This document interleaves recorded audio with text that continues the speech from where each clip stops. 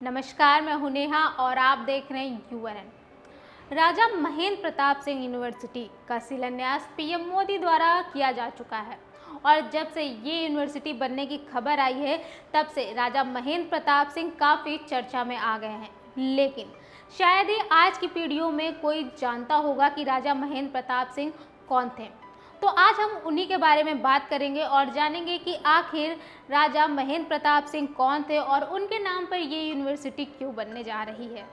राजा महेंद्र प्रताप सिंह पश्चिमी उत्तर प्रदेश के हाथरस जिले के मुरसान रियासत के राजा थे। ये जाट परिवार से आते थे। राजा महेंद्र प्रताप सिंह काफ़ी पढ़े लिखे थे। उस जमाने में वो एक पढ़े लिखे राजा होने के साथ साथ एक अच्छे लेखक और पत्रकार के तौर पर भी जाने गए। राजा महेंद्र प्रताप सिंह ने 50 से ज़्यादा देशों की यात्रा की थी। इसके बावजूद उनके पास भारतीय पासपोर्ट नहीं था। उन्होंने अफगान सरकार के सहयोग से 1 दिसंबर 1915 को पहली निर्वासित हिंद सरकार का गठन किया था। आज़ादी का बिगुल बजाते हुए वह 31 साल 8 महीने तक विदेश में रहे। हिंदुस्तान को आज़ाद कराने का यह देश के बाहर पहला प्रयास था। अंग्रेज सरकार से पासपोर्ट मिलने की बात तो संभव नहीं थी, लेकिन उनके पास अफगानिस्तान सरकार का पासपोर्ट था। राजा महेंद्र प्रताप सिंह ने 1957 में अटल बिहारी वाजपेयी के खिलाफ चुनाव लड़ा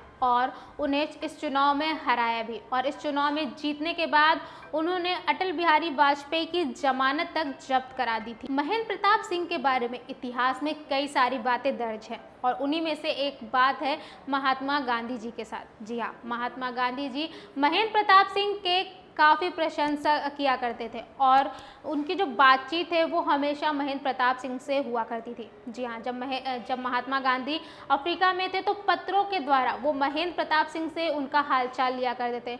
वो हमेशा ही महेंद्र प्रताप सिंह के जो त्याग है उसकी काफ़ी चर्चा किया करते थे और उसकी काफ़ी प्रशंसा भी किया करते थे। और अगर बात करें जवाहरलाल नेहरू के समय की, तो जवाहरलाल नेहरू के प्रधानमंत्री कार्यकाल के दौरान उनकी विदेश नीति में जर्मनी और जापान मित्र देश नहीं रहे थे, जबकि राजा महेंद्र प्रताप सिंह ने इन देशों से मदद मांगकर आज़ादी की लड़ाई शुरू की थी। ऐसे में राजा महेंद्र प्रताप सिंह को शुरू से ही कांग्रेस में बहुत ज़्यादा तरजीह नहीं मिली।